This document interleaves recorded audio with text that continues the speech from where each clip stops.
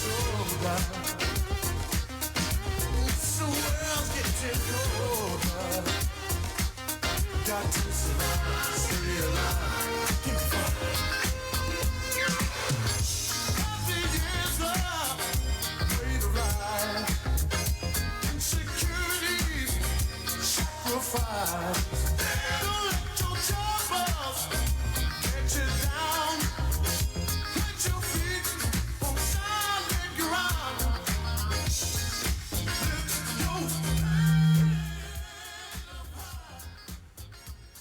And welcome to Anthem Strong Families Mancave Talk. We're back again today with a very interesting topic. Can be challenging for some, but I think you're going to get a lot of clues and tips from the young man that we have sitting here on the platform with us today. And I'm going to throw it to Will and let you introduce this young man.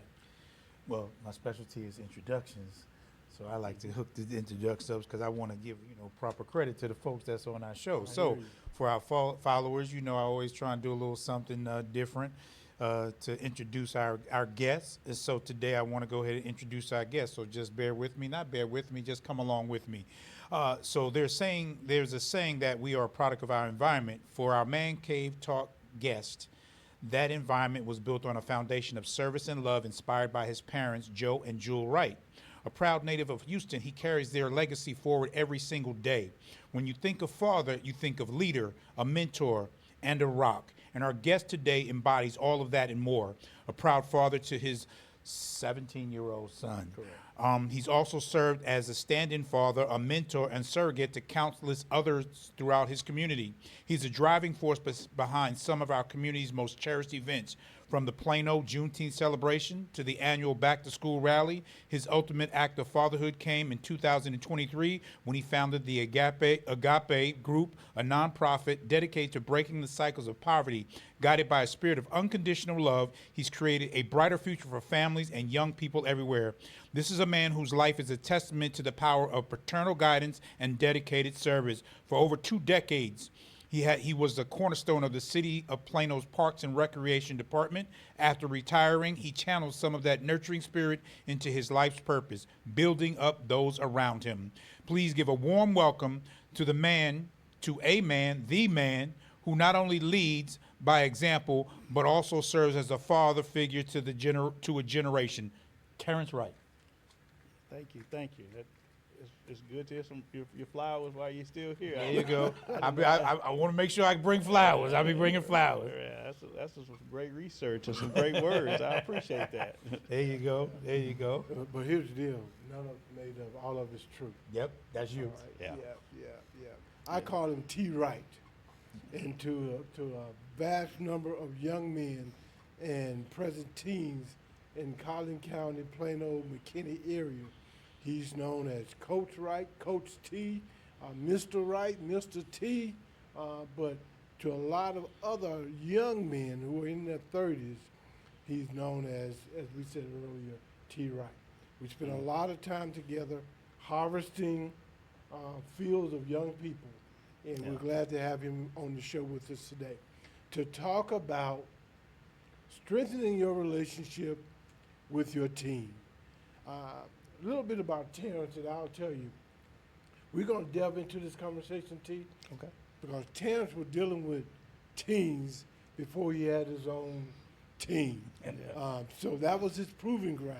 So we're going to delve into some of that and talk about the dynamics of what you learned, what you took away from that value you added to that as well, all right? All right, the first question is, let's jump right in on what do you feel about being a father? Let's get that out there. It's an important role. You're mentoring your legacy. You're guiding a young person to avoid the mistakes you might have made and follow a path, whether career track or social path, that's going to lead them in the best way. And you try to let them take their own journey, but also alert them to the pitfalls that may occur while they're taking that journey. Right. And the important deal of fatherhood is that bond, that friendship that you're going to always have, because that person is going to carry your legacy, and they're going to one day they're going to take care of you in your elder years. Yeah. It's always different when you're dealing with someone else's kid, right? But there are some things that you can take from that through the years of coaching and the what was the program that you ran? Expanded Horizon. Expanding Horizon Youth College, Program. yeah, college tours. And Yeah. this man took 70 kids all the way up the East Coast To Atlanta. and to D.C. Yeah. and to D.C. on 2 buses. 2 buses. One Right. broke down. That takes some nerve. Yeah. But it also takes an element of understanding how to control the behaviors of the people that you're taking, the teens that you're taking. Right. What did you learn from those experiences that really helped you in your role as being a father to a teen? It was an educational experience, that we wanted those kids to experience. Another trip that we took with your wife at one time, we flew a group of 10 to Austin, and that was their first time ever flying. And that was a different experience. We went to the Capitol building, took a van for the day, toured the city, toured the Capitol building, and fly back. But all those trips were educational in nature, that you want them to experience something that I didn't experience growing up a lot, or I did experience, and I want to build on it. And part of that college tour was to have them to put something together for 4 years of high school that they had. They could have saw all of Texas, Arkansas, Oklahoma, Louisiana, and ultimately the end goal was Atlanta, that they could see all those colleges and know where they could go. And, I always promise the parents, especially young ladies, that they're going to come back the same way they left. They're not going to have any surprises some 9 months later. And so we had details set up that, they didn't interact at night, and we knew how to divide them up hotel-wise. We get a layout. But we wanted them to return safe and gain an experience that they can enjoy and they could always talk about. And many of them still do to this day. Yeah. And those, they're in their 30s now. Correct. Yeah. They got kids now. I say my kids got kids, so it's always fun to talk to them, and they reminisce on those stories, which is good. So when your son became a teen, what were you able to tap into from those experiences that helped with your relationship with them? A lot of it is those former teens, they would watch out for him, and they would always recognize him, and that's that village of, now they're going to watch out for my son. But I always tap into me, seeing him and me, of the mistakes I would make. And, I co-parent because we got divorced early, but his mom calling me, and I got to put the phone on mute because I'm laughing, because I'm like, yeah, I did that one before. and I got to still hold the line of, okay, this is what we're going to do, and if I don't agree with the punishment, or I don't agree with the plan, then we go offline and talk about it. But once we're together, we got to hold a strong line, because he's smart enough to know, oh, I can play them against each other. They're arguing on this one. I can get out of this. No, you're still the focus.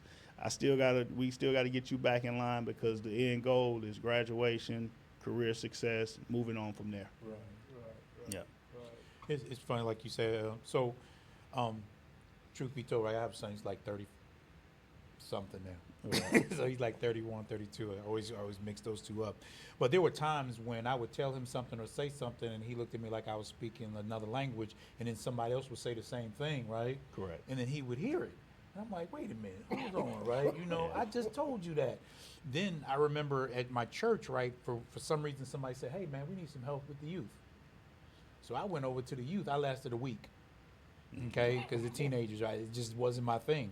And not that, my son and I have a good relationship, but again, there's those things that all parents, deal with. My point is this, like, you have a son now, right? But prior to you having a son, you've been doing this for quite some time. Your son is 17. People you've affected are like in their 30s, right? Correct. Yeah. At what age did you decide this is something I need to do, and this is something I want to do, this is something I need to do, and also I have the capacity to do, because everybody does not have that. He's mine, so I got to deal with him. Yeah. But you have 70 and 10, and probably if we were to add the numbers up, it's probably a lot, right, of lives you've affected from Correct. teenagers.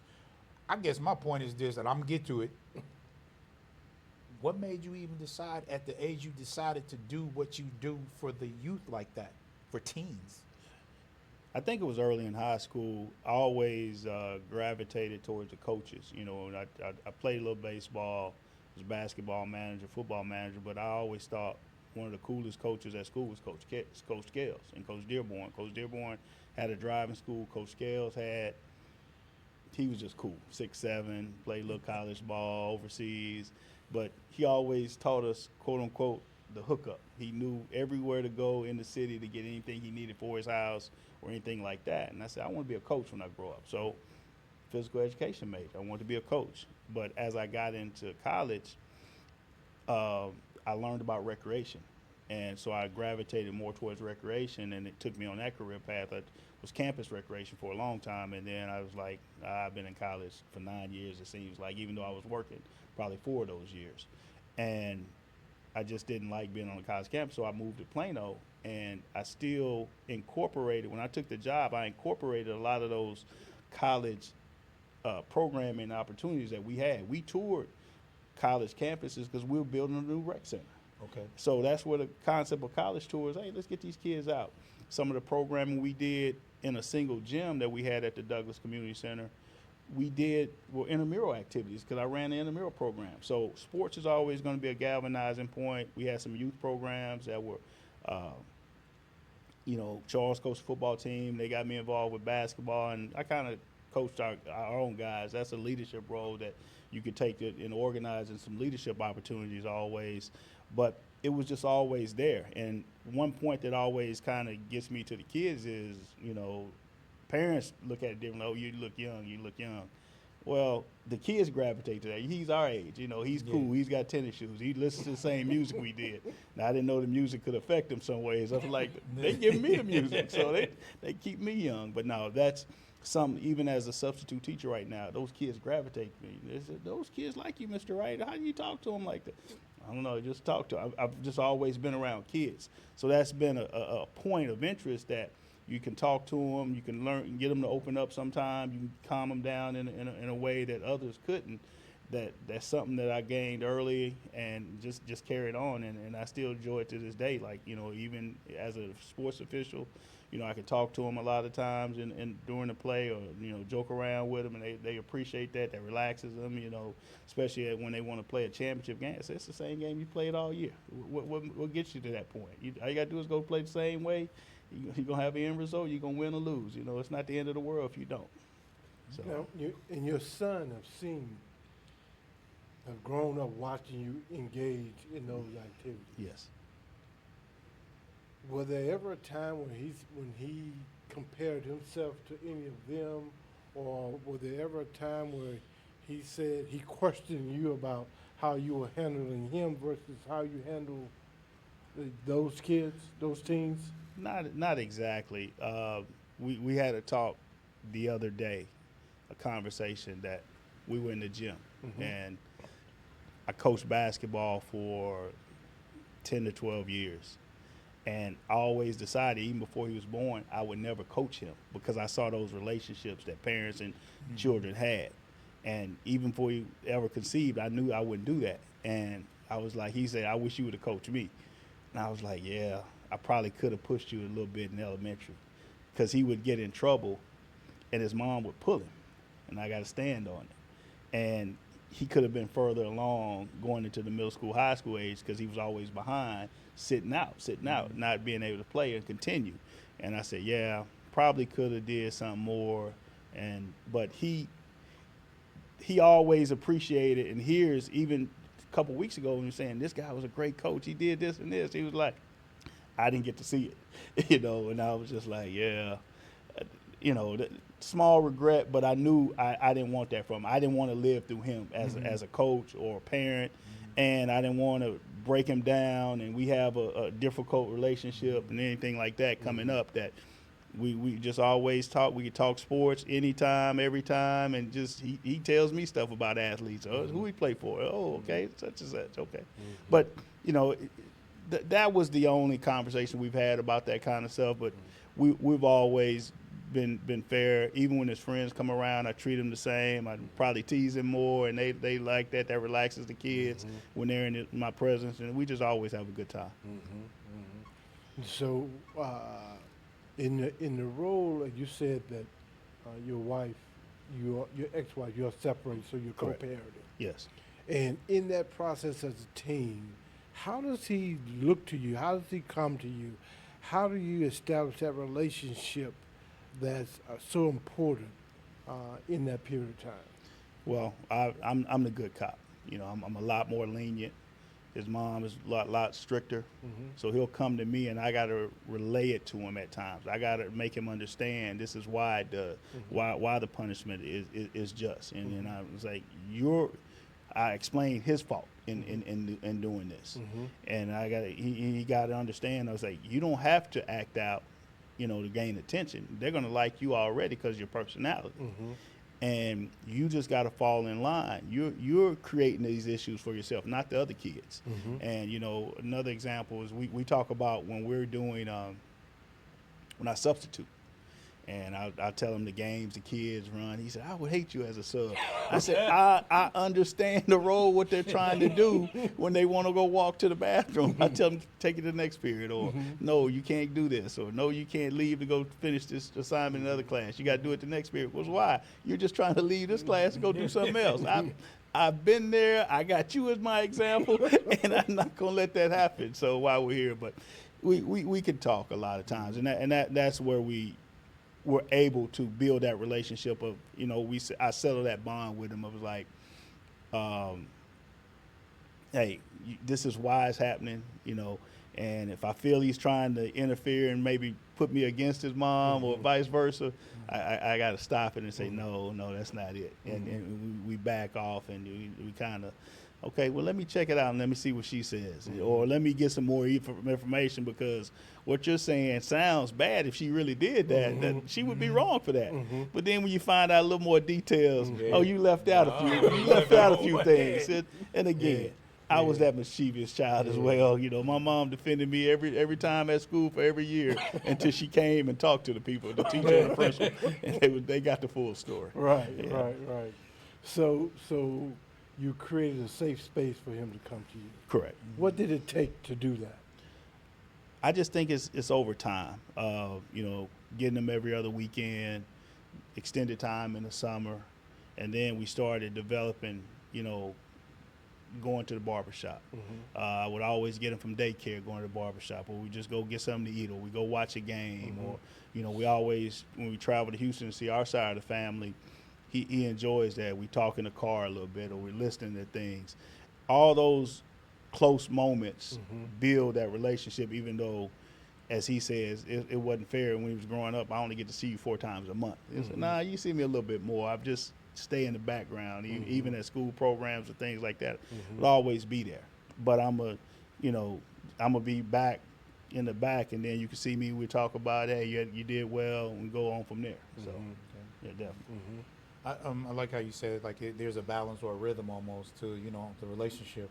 Like you said, you know, dealing with, you know, co-parenting. How much do I come over? How much do I stay back? You were saying something like, you know, your mom defended you until you went, until they found the whole story. One of the things also, right, is like, how about like sharing, like building that or strengthening that? How about discussing those places where I didn't do is what I was kind of like, because when they do little things combine, you know, comparing what they're doing, like you said, when you say, I know what you're doing, and say, but then again, being able to make it not so, like sometimes we can make it look like we perfect, right? Or we didn't do it. It wasn't like that when I was, you know, but we didn't do that when he was there. You know, we used to walk uphill both ways to school. How do you balance that where, you know, like tell them like these are some of the things that I've experienced, and do you think that's important to share the mistakes and the missteps and things like that with him and the other kids that you're dealing with? Yeah, I definitely, you know, these kids have social media nowadays. They have a lot more access to things that we didn't, and a lot more knowledge at an earlier age. And, you know, one of the things I try to talk to him about from time to time, and even his friends and even younger, is the key word of sex. And, you know, hey, you're going to have that feeling, but stay away as long as you can, because it changes you in so many different ways that you don't want to deal with it and or some of the ramifications. We always told don't have sex, or I was always taught, you know, use a condom, or you're going to you're going to drop out of school and have that baby. You take care of that baby. I'm not taking care of no babies. And that scared me enough, or would always make me think. But now these kids, you know, they're getting in trouble at school or sharing photos or things of that nature, and it's a tough task for them. So we just try to talk about it. You know, we'll joke about it. We hear some of these issues that him and his friends have gotten into, or other kids they know about things that have happened, and, you know, make that an educational point of, look, y'all can't do that. You know, you're not that, you know, you're in a school district where they're going to look at you different from time to time because of your skin color, or they're going to get you in trouble before they get her in trouble. And even if the female is a little more promiscuous or things of that nature, you just got to be smarter and do those things to stay out of trouble. And we talk about, you know, he's, you know, spoiled, so he has everything you never have to want, or you never have to do anything extra.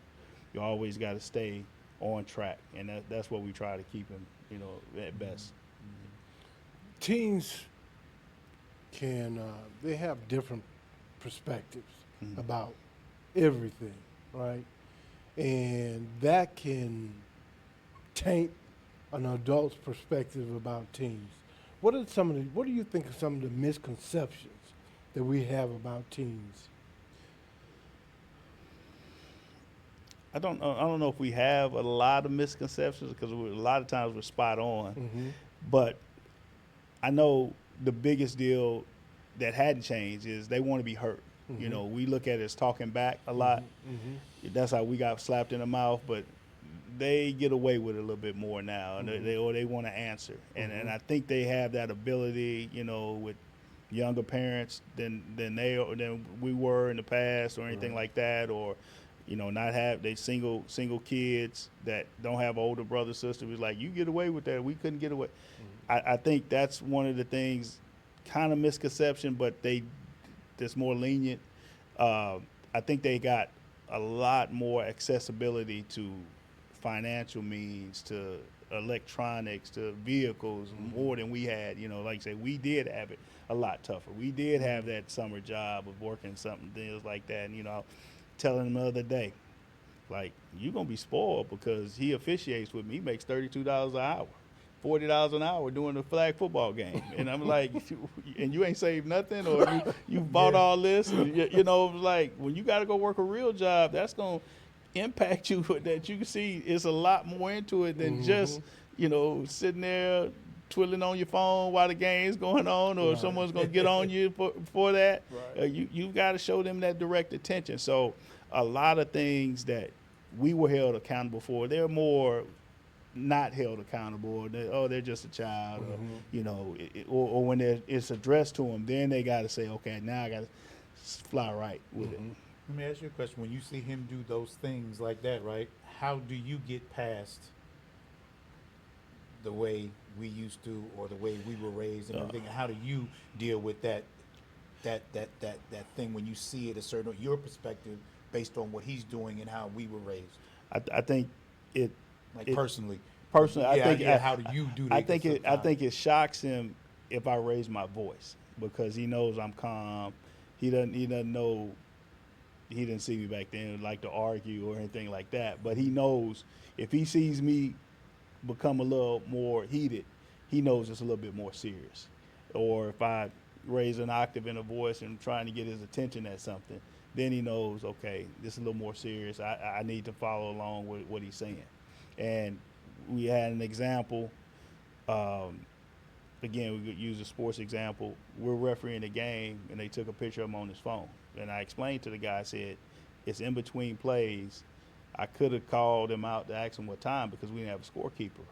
Now, not to say he's never on his phone, and I'd get on him about that. I said, there's your example right there. And they just told you, this is your one and only warning. You're going to lose this opportunity because of this. Now, I can protect you, but I can't hold your hand all the time. You're going to take this responsibility. You're going to have to act, fly right, and as we used to say, in terms of being successful and keeping this job and earning good money while you can. And, We're going to take a break right here. I want you guys to pay attention to the music because the engineer comes with something every time. But T, I'm going to have to take this break and write some new questions. Okay. Because you're dipped into some of my questions with some of your comments already. But here comes our break. Thank you.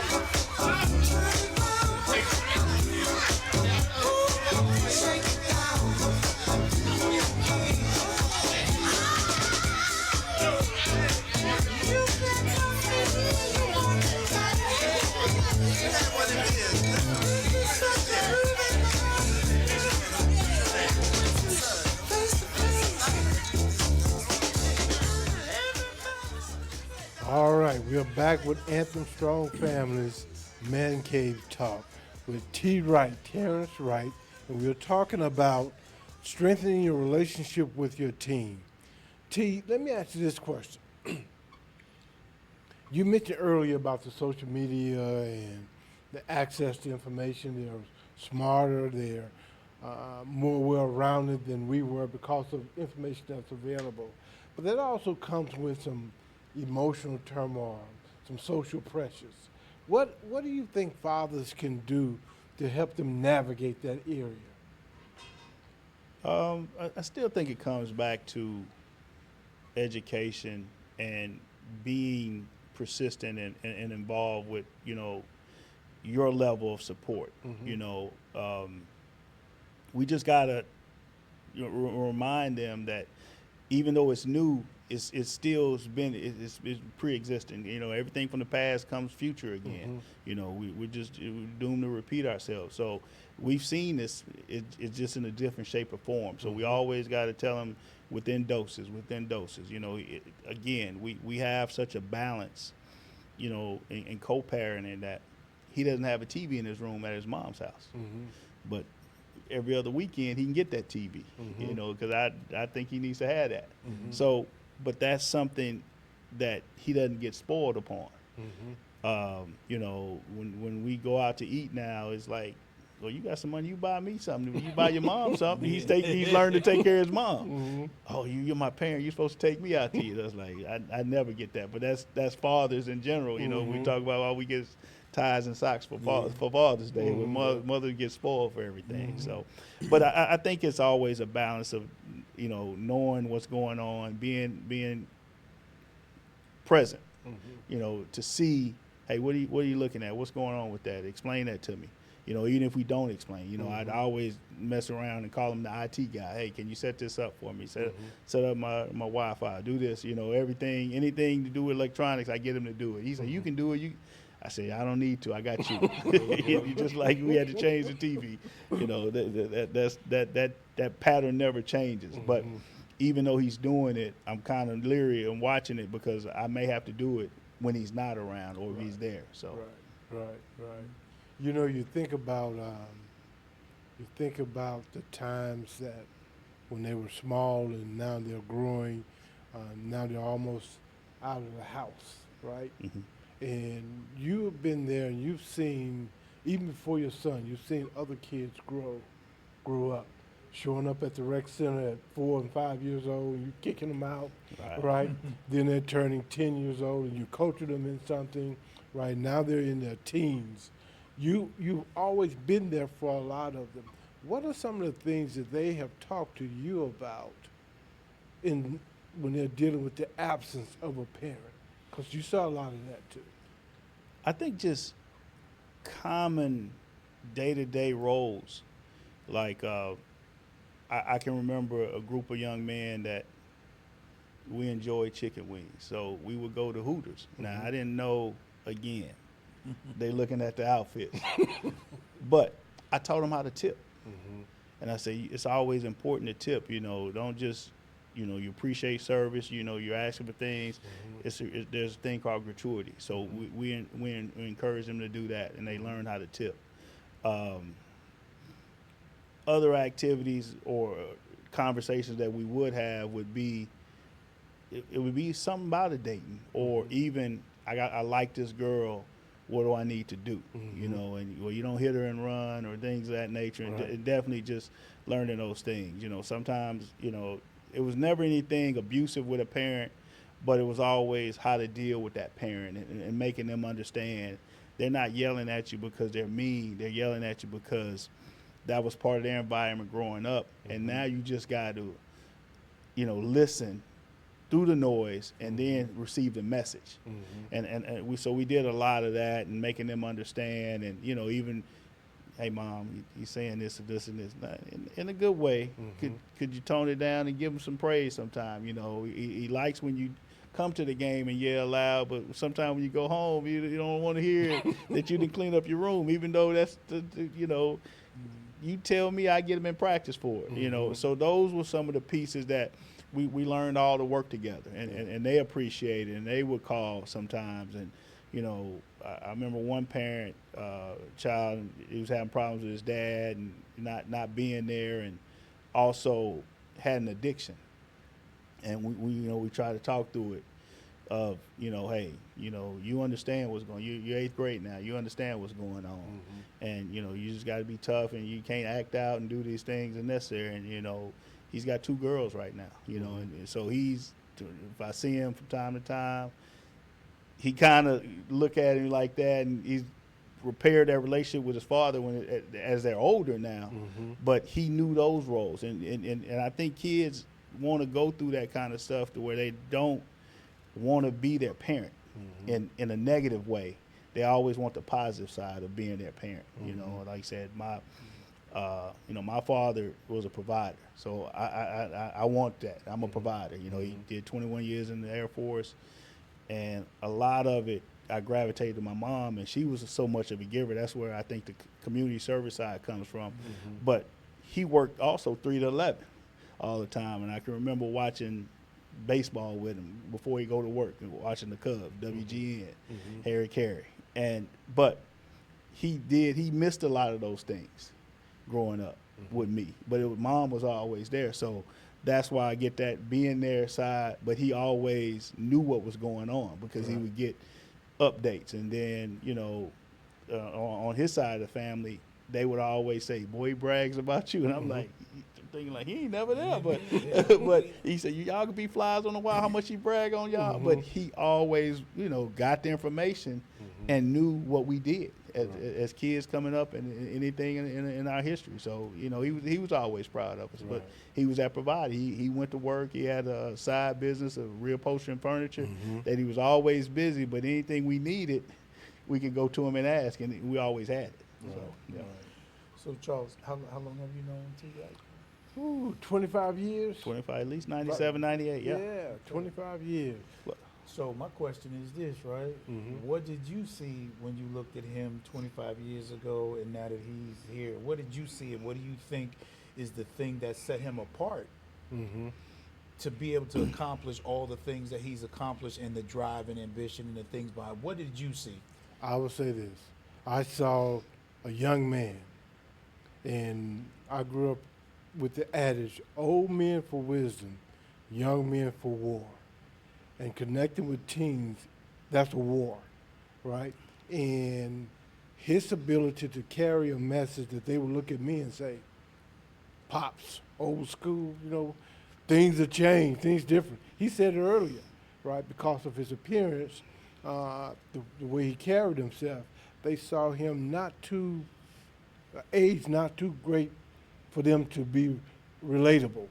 And as a result, he carried that message. He coached my son. I heard him talk about coaching his own son. I coached my son from 6, 7 years old all the way up into his teens in basketball. He and I coached him together. But in football, I stopped when he got to middle school ball. And when I tried to re-enter that arena to coach him when he was going into high school to help him improve his skills, he was resistant. And I couldn't understand the reason why. But what came to mind was this. When I was coaching him, a lot of times I was also traveling. And so I wasn't there to be dad. I was there to be coach. And as a result of that, he just wanted me to be what? Dad. I got coaches. I just want you to be dad. So I came to understand that and relinquish that role at that time. But I saw persistence. I saw creativity. I saw ingenuity. I saw grit. I saw all of those things that those kids need to understand and identify with. And that's why I always call him T. Wright.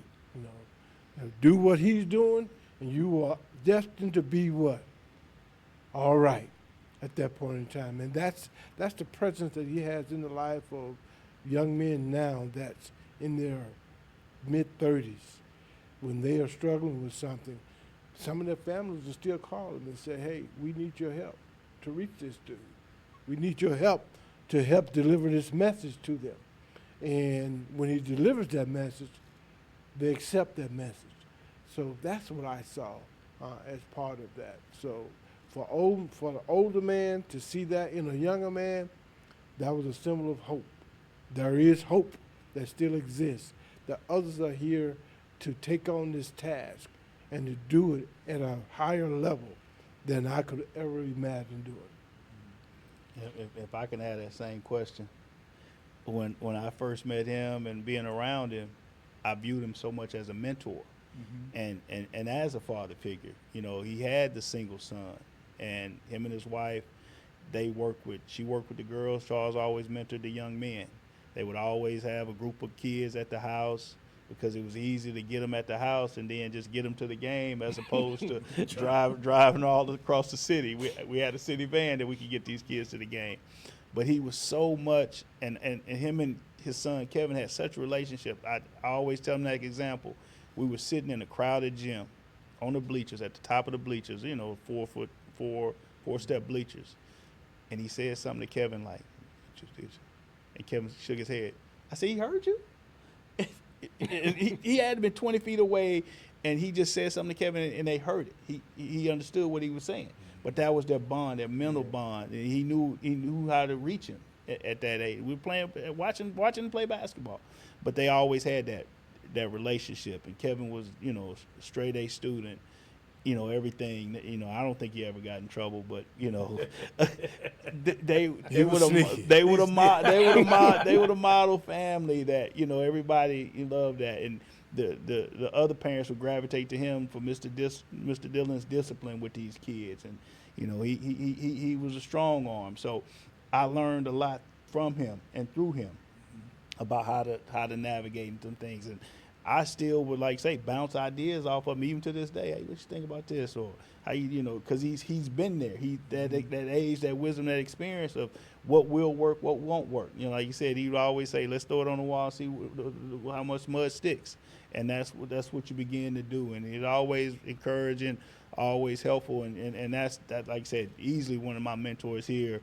That, you know, I don't have a lot of family here at all, and so everyone I've known has become a family, you know, pockets of families that I can go anywhere for any holiday dinner or anything like that, and I just be accepted as part of the group because I helped raise their kids. And my son can walk through that neighborhood, and if he was down, they was, "Oh, you're Terrance's son. You know, come on, you need to use the phone, call your dad. Oh, I got his number here. Use my phone." They know him through that neighborhood, and that's I enjoy that as a feather in my cap, that he can walk those streets safely or go to anybody, and somebody on the bus said they knew you, or they said hi, little T, you know, like, and his name's not even Terrance. So, but it's just that's who they recognize him as. They see him immediately when they see him. Yeah, he was like the mascot growing up Yeah. for all the sports teams. All right, so when we know teams are going to get to that point of rebellion, right? And at that point in time, how you deal with that is critically important. And you said you're a quiet individual. You're a calm kind of guy. You're even tempered as part of that process. And you mentioned it earlier that sometimes you have to raise your voice just a little bit with your son to get him to say, "This is serious," right? Right. Okay. How did that come about? Where did that develop? You mentioned your father. Is that the way in which he handled that situation? Was that your role model? I definitely think so on the discipline side. You know, he never spanked me as a child. You know, I saw him do it to my brother once, and that was enough for me. My mom handled them all up until probably about the 9th grade with her, and then I started to get a little bigger than her. But she was the strong force because she was at home. He was, like, say, a military guy, and, you know, a lot younger than my siblings, so it was always me and her.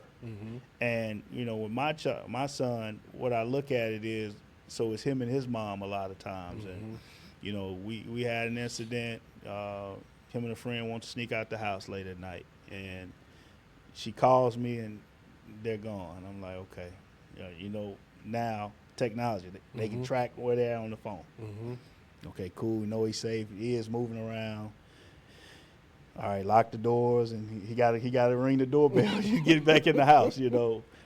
And him and a friend, when they get there, she already called his mom. I got to go over there, and they got to explain what they were doing. And they, you know, hanging out. Oh, we just at the mall, sitting in the parking lot. I was like, in this day and time, black and brown kids, y'all don't have that luxury of doing these things. Right. You don't understand that. Couple news items pop up. Now, here's your example. You say it can't happen. It just happened. A young girl had got away, and, you know, something strangely happened to her. Here's another example from the other side of the house. So now I got to come in with that calm demeanor of explaining why you're wrong, but this is the consequences of it. This is why we worry. And again, if you're hanging out with girls, you're not ready for that full responsibility. Right. You don't know that. And we had that tough question. Nah, I'm still a virgin. Okay, well, good. Not to say good that you don't want to be there with your friends, but don't feel pressured. Right. Let it happen in time. Right. This is why you do it. This is what has to happen. Right. This is when it will happen. You'll know. And, you know, we're able to do some things. Again, you know, the mom's all out punishment of say, hey, let's draw back a little bit. Let's think about it. Well, she said this about you. You just say, hold on, that ain't happened to me. You don't get away from my house. I know who you at. So we got, you know, but then I said, hold on. you trying to play us against it. I got to go back and did this happen? This? No, I don't believe so. Okay, good. You can't use that against us. You're at fault. You can't flip the switch on us. Right. You got to understand the consequences for your action. This is this. We'll deal with it and kind of move forward. Right. Yeah. Right. So with the it sounds like then even during those points of rebellion, you turn them into a teachable moment, Correct. a learning opportunity, Yes. and they can connect with the information as well. He can connect with the information based on the illustrations you put in front of him. Right. Yeah. I'm always going to be probably, to the point and like say visual examples of some other thing that they Right. can relate to Right. and come back into as opposed to a story or fable that they may or may not be able to connect with. Right. Hey, this is a teen just in your area, or this is a teen in your same age group that this is happening with. Mm-hmm. Right. We got 5 minutes. Got 5 minutes? Yeah, I'm gonna tell you a story. Can you tell T had Charles the Wright story? Okay. T drove the company, the Parks and Rec van, and he was talking about picking up kids. We had some of the players that we had they lacked discipline. They were highly skilled, but they lacked discipline. So we had to chase them down. So we were late to a lot of games because of trying to round them up, get them in uniform, and then get them on the court. I remember a game where Kevin was playing. Kevin's my son. He was playing. And one of the kids was acting a fool on the court. And I had to go on the court and get him. And at the same time, Kevin was flat out on the floor. He jumped up to go and take care of my kid that's flat out on the court. He was one of the smallest kids, right? And I'm over on the bench doing the business with this guy who completely and utterly acted a fool in the gym in front of everybody. But that's the trust that we have in him. That's the trust that the other kids have in him, that he was always going to see you through that process. Even with the van, we drove like bat out of hell in the van, trying to get there because of them. But those experiences are lasting experiences for them. And we connect with them now. They're still talking about remember when. Remember when? So those were the moments for a lot of them that didn't have the quality of life that we were building for our kids. Mm-hmm. They were missing that. Mm-hmm. That was the joy. That was the opportunity for them to experience things. That was the opportunity for them to have acquire an expanded horizon. I love that name. To expand their own horizon, to see what was possible for them in the world. So the community will always be indebted to you. It will always be looking to you for the creativity that you bring to the table with your organization you have now. Agape Group, is it Agape Group? The Agape Group, yes. Right. Yeah. I'd like to, if I could, end with Terrance is answering this question. So it's 15, 20 years later, I'm coming back. Coach T's in there coaching. I got a wife, I got a family. And I come back and I'm like, you know what, Coach T? Thank you for fill in the blank. Think about all the kids that come back to you, all the things that you've done, everybody you've touched, and what's the most thing that you hear when they come and they say, thank you, Coach, for fill in the blanks. Always being there and showing us a better opportunity. They'll introduce me to their kid, and they always talk about those times that we spent on that van, bonding, listening to music, spending the night at each other's house, just those road trips. They appreciate that it was something more beyond winning and losing. Mm-hmm. They got a chance, and they made lifetime friends that they talk about it.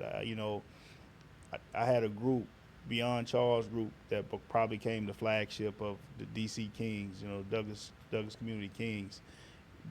They were 2011 graduates, and so they're 30, early 30s now. That we traveled to Vegas, Ohio, Memphis, Arkansas, Oklahoma, all across Texas. very most athletic group you could have said of basketball players. None of them ever played basketball. At least 7 of them played D1 football or Division I AA football. And 2 of them played at Oklahoma State. And they gave him McDonald's All-American, everything he could get in their dorm room every day. Y'all were scared of us. We would have beat y'all in 7th grade. Y'all didn't want to play us. And they would get on him every day about that. And they had their jerseys hanging on the wall. They would send pictures back and all that. But they had a good time up in Stillwater. And they became friends. But they knew each other through the gyms. Yeah. But these guys on the gridiron, this guy on ESPN playing football, basketball. So that's the kind of stuff that they talk about, those stories, those memories. That's probably the biggest deal is those memories. Thanks for the memories, Coach. So, Thanks, Coach. Yeah. So we'll tell everyone as we wind down how to touch us, how to reach us. All right. Followers and those who are just watching and haven't decided to be a follower yet, you can catch us on YouTube. You can catch us on Instagram. You can catch us at www.anthemstrongfamilies.org. And there's one more. Am I forgetting something? Facebook Live. So thank you all for coming again. And again, as always, thank you, Coach Wright, T. Wright. I enjoyed it. And as we always promise you, right, we give you something to think about. So comment. See you back here next week because, again, we will have some more interesting folk to talk about this fatherhood thing. Yeah. And the last 2 words, starting with the J. Jump in. All right. Y'all have a good week. Mr. Engineer. Take us out. Coming with it.